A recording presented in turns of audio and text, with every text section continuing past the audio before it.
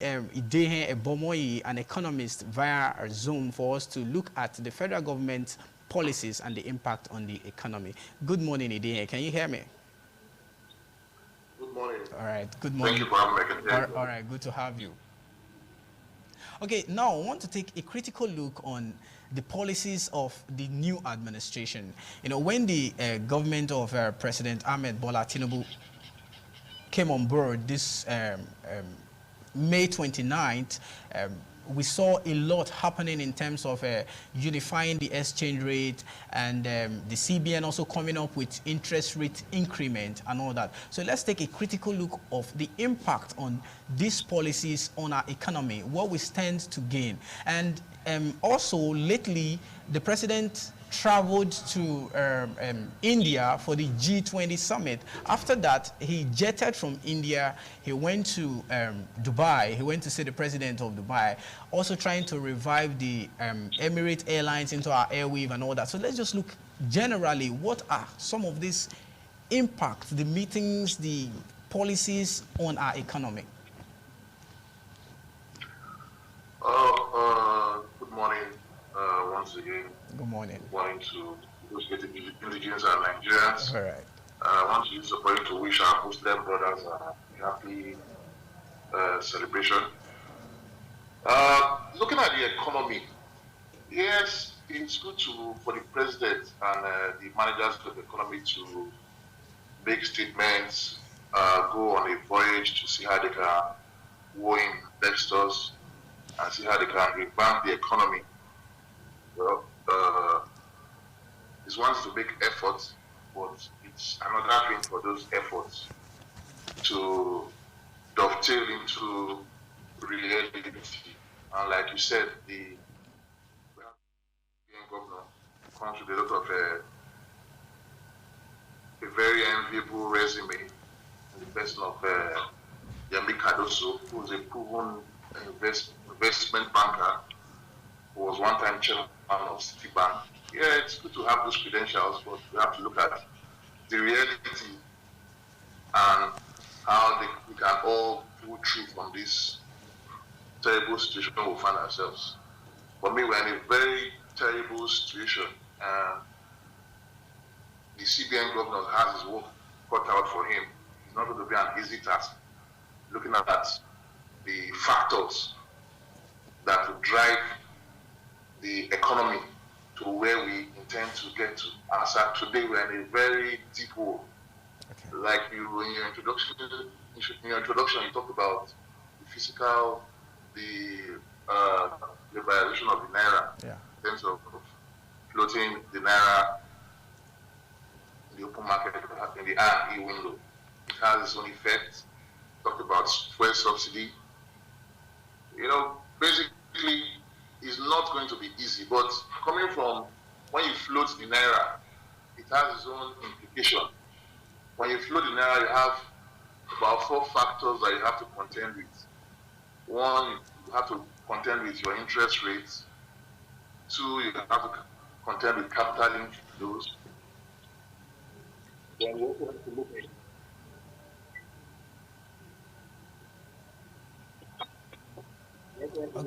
Okay, are you still there, Mr. Dehe? Can you hear me? I am. Okay.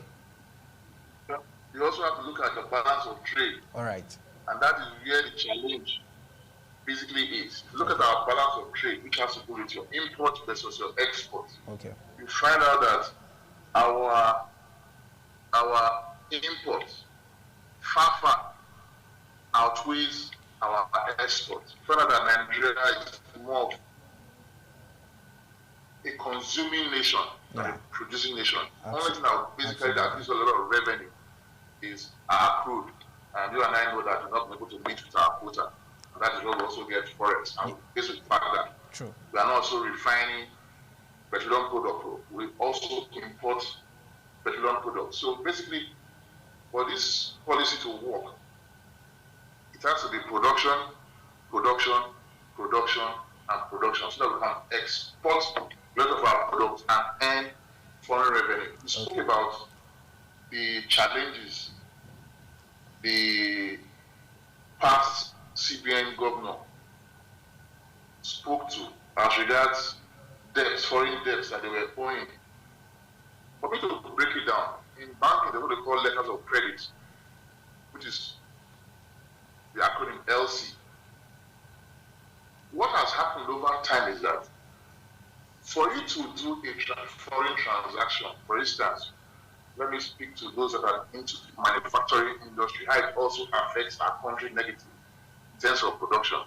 You and I know that most of the machineries for manufacturing, the parts, are being produced outside of this country, in China, US, or wherever. And for you to be able to kind of like get those machineries in, you go through your bank, you open an LC, a letter of credit, and these banks, they have corresponding banks, foreign banks. Like for instance, the local banks we have here in Nigeria, they have corresponding banks over there who act as intermediary between the Nigerian bank and the foreign bank, as well as customers bank over there. So by the time you put an LC, you list all these items of what you want to import to the country to help you for production. Apparently, you might have Naira in your account, and by the time you put that LC, list the items you want to import to enhance your manufacturing product. You find out that the CBN is unable to provide dollars, and for over a period of time, when these transactions are being done, the corresponding bank liaises with customers' bank overseas and gives a guarantee that this person, the bank, will remit this money to them. For over time, they will be remitting these monies to these banks, which is in the tune of about $10 billion as at now.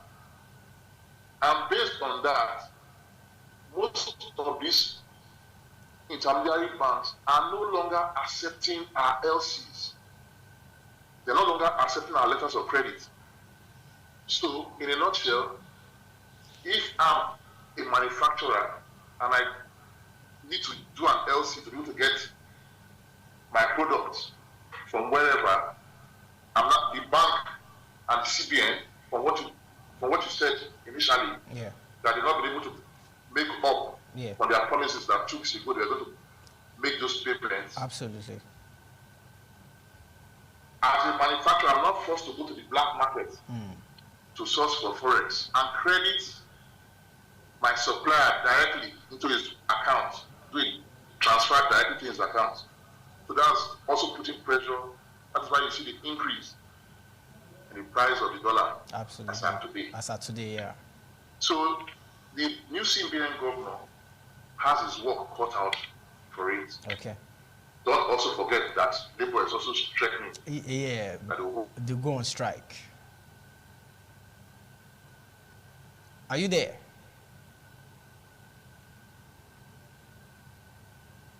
Hello, Mr. Day, are you there? Okay. GC, don't need any of those kind of strike at this moment. We need to ensure that everyone needs to come together and find out a proper solution on how to pay for this problem that we find out. Okay. Okay, lastly, the new CBN governor, as an economist that you are, he is your colleague in the economic sector.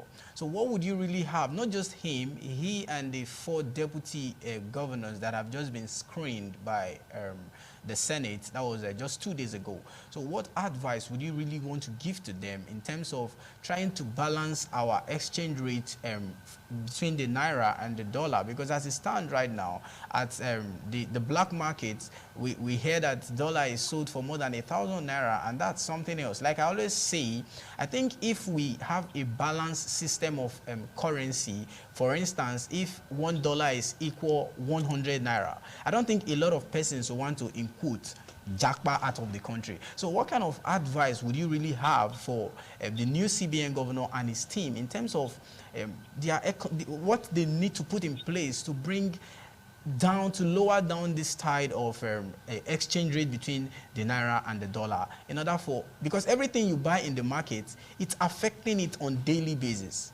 I remember buying a loaf of bread a few weeks ago for 800 naira. Going there 2 days ago, it's now 1,000 naira. So it's really, when you ask questions, you hear that you don't know say dollar don't rise and stuffs like that. So what's your advice to the new CBN governor and his new team? Well, it's a tough one. I must be honest with you. Yeah. The new CBN governor, yes, he has, like I said, he has his work cut out for him. He has made some promises.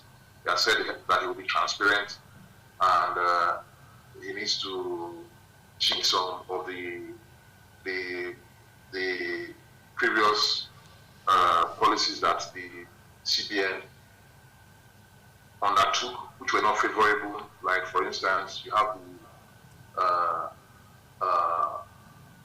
what they call the CBN were giving out facilities to federal government more than what they were supposed to give. Yeah.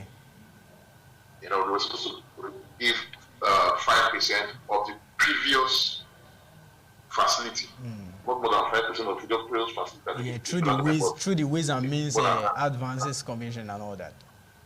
Yes. Okay. And all of that. So basically, what I expect the CBN governor to do is more of liaising with the coordinating minister. The CBN, based on their act, they only can regulate banks and ensure monetary stability and all of that. Okay. We have to look more on how the federal government, in terms of fiscal policy, in terms of the projects they intend to embark on, projects that will enhance production.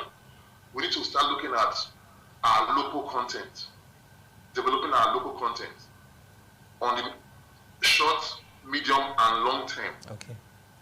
Because based on the scarce resources that we have now, it depends on where the federal government and the subnationals, the states, too, because we're looking at Nigeria as an entity, how they can come together.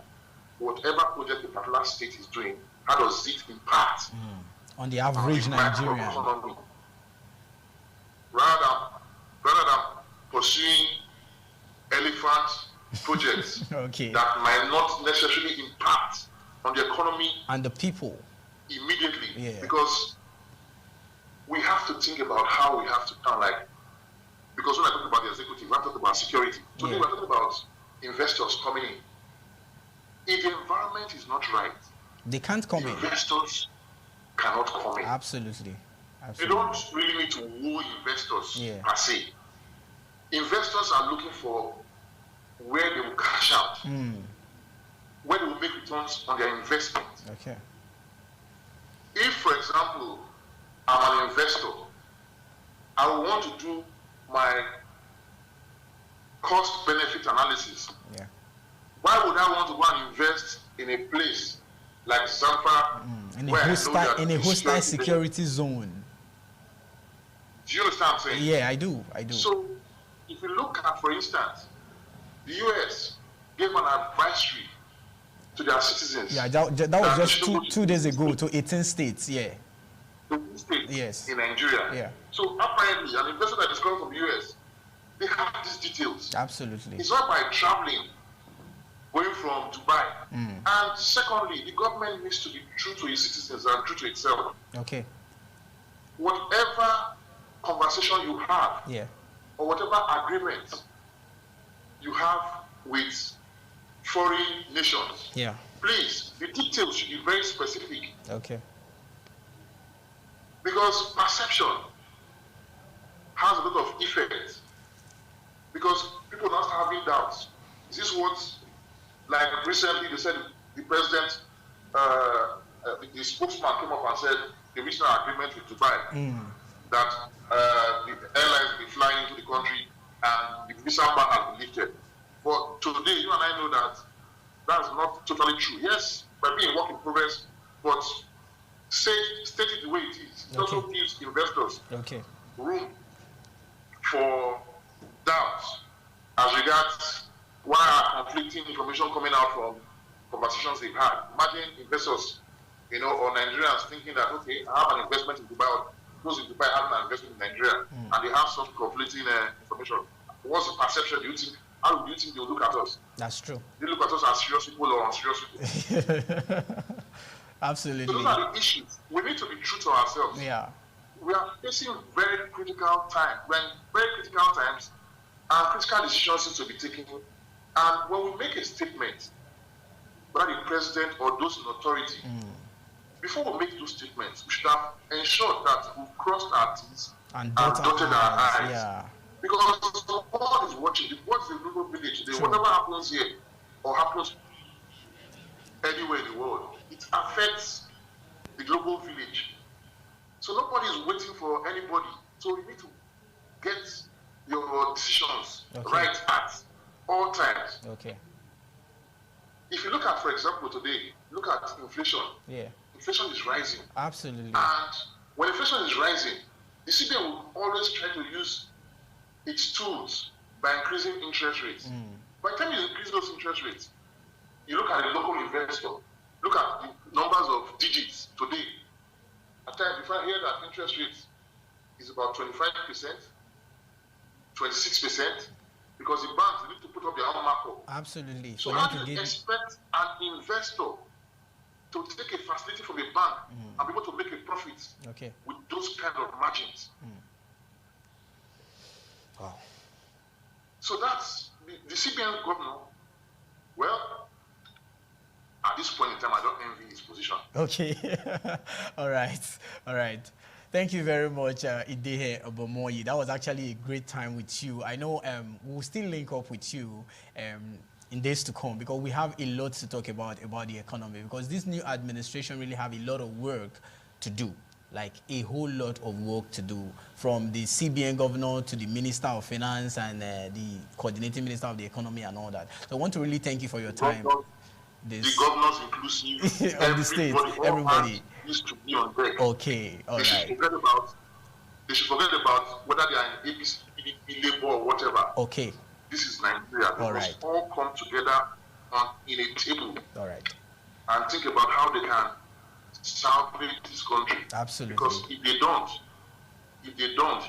it has a lot of effect. You can see the issue of insecurity, kidnapping, banditry.